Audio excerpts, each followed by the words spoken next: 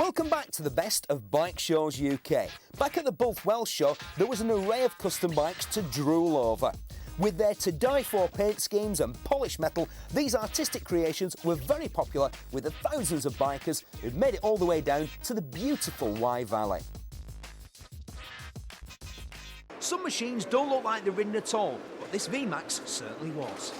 I bought it new 5 years ago, and it's gradually evolved into this. Well, I started off, as soon as I took it home, I took the exhaust off, and then it's just gone from there, and I just hate buying parts off the shelf. So most of the stuff on here, I design it and I can draw things, and then I know a group of friendly engineers who make all the parts that I want, which is quite handy. So the only thing left that's standard is the frame and a few of the electrical bits and pieces. It's got TL1000 forks, extended by 4 inches, re-valve, re-sprung. The yokes I've had made, the little fairings off the Gilera DNA moped, modified to fit. Obviously I've changed all the gauges, I've had the grips made. If I move on to the engine, it's 1560cc, Carrillo rods, gas flowed heads, bigger valves.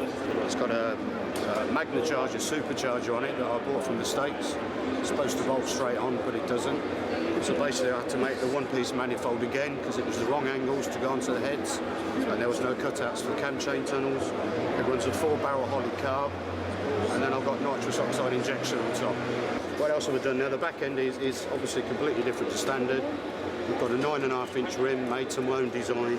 I designed the swinging arm and the exhaust myself, and they were made by a company called Steelheart.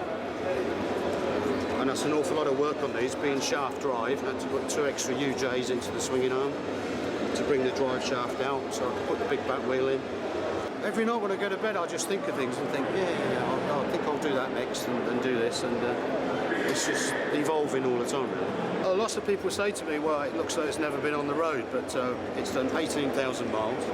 I went to Spain on it last year, I went to Belgium on it last year, and I ride it all the time. People think because it's so clean that it's never ridden. It's always ridden.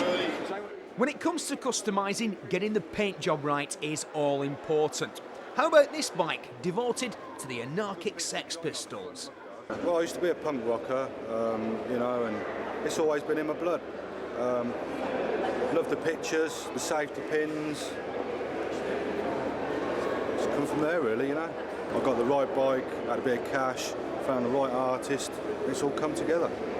But if punk doesn't float your boat, then there's always the good old American way.